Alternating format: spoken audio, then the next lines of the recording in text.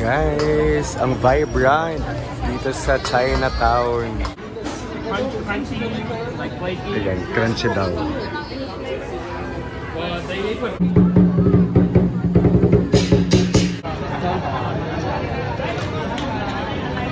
Hello guys, Sawadee Krap from Bangkok, Thailand. This is Dave, the Kuripo Traveler. And ngayon, nandito tayo sa harap ng Chinatown Night Market. So isa ito sa mga sikat na food trip places, food trip areas dito sa Bangkok. Itong adventure natin guys, this is a 10-day Indo-China trip na sinimulan natin sa Vietnam, followed by Cambodia, and then last leg dito sa Thailand. So kung kayo ay mag-travel in the Philippines or here in Thailand or anywhere in the world, you can book your activities via Klook and just may promo code DaveGinoKlook para maka-discount kayo. Let's go! So another place for food trip here in Bangkok is Chinatown Night Market! Let's go, tingnan natin kung ano yung mga pwede natin makain dito. Wow, this is jump pack guys. Ang daming tao. Nakikita ko nasa 50 baht yung karne, yung pork. And then may mga tables dito guys where you can sit. Yung iba naman I think standing lang.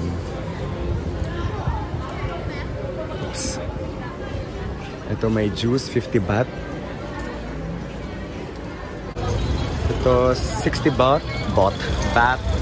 Duck noodle, around 98 pesos. Ito, what's this?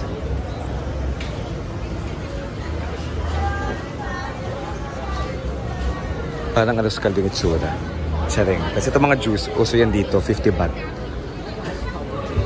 Tara. Ano pa? Coconut ice cream guys, masarap to. 89 baht dito. Ito mga seafood.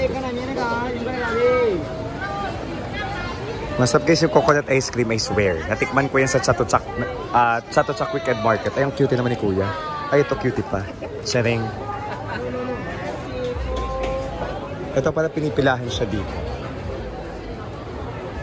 Ano kayo itong pinipilahan? Mga naka-color green yung staff.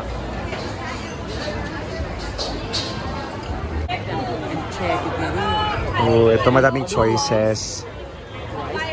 Busugan levels to. Yung presyo niya nasa 100 plus na. Nasa 70. 70 to 120. Depende sa pagkain. May 60 din. Chinese chicken rice. Just check the time. I think third idea. And of course, the famous mango sticky rice. Oh, more 50. Okay. Sorry? Yeah. Thank you.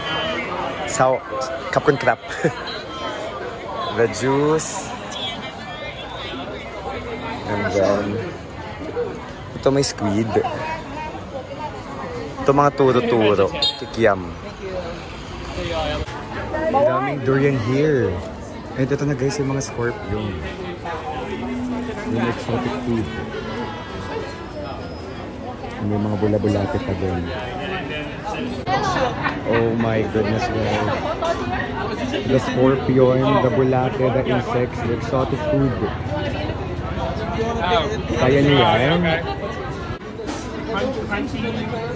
Ayan, crunchy daw. Pinapakinggan natin yung review niya. Masarap for him. Crunchy. Kamukha ni Papa Jesus. No meat daw guys. May bilhan dito ng mga burloloy guys. At mga ganyang, I think rubber na mga bags. So yung iba namang ano dito, tindahan, air-conditioned inside. So medyo mainit ngayon sa Thailand. So kung kayo'y nainitan, pwede kayo pumili dito ng mga air-conditioned. Pero kung gusto nyo ng Kali experience, pwede rin. Or nakatayo. And guys, ang daming abang nakakaloka.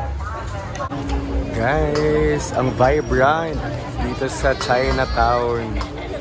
Super vibrant. Matutuwa kayo if you love the lights. At 9 p.m., almost 9 p.m., ang dami pa rin tao.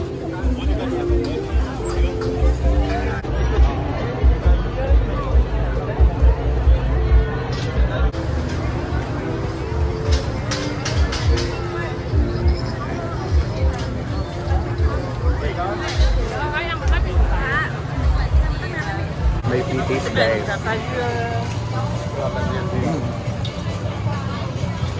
Syrup. Yeah. Daming choices, guys. Ito, Michelin. Michelin guide.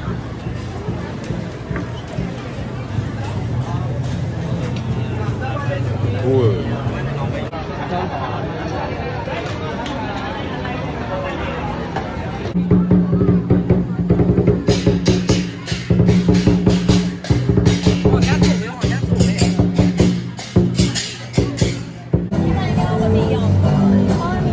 May nagbabasking din dito.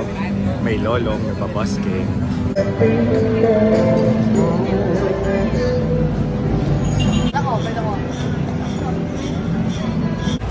Guys, around Chinatown, ang dami talagang pwede pang kainan ng mga, hindi lang street food, kundi yung mga meals din.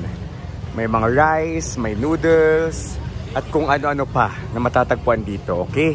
Hindi lang siya street food. Guys, so yun ang ating quick tour dito sa Chinatown Night Market. Ang daming choices, mabubusog kayo dito, pati yung mga mata niya, ang daming ang daming cuties dito sa Chinatown. Yung iba kasama pang mga pamilya. Pero ito, nakita ko may mga magkakaibigan dito, magpapamilya, magdajowa, na nandito sa Chinatown. So it's a place for everyone. May mga bata pa akong nakita dito. So kung gusto mag-food trip, guys, i-consider nyo na pumunta dito sa Chinatown Night Market. This is one of the places where you can binge eat.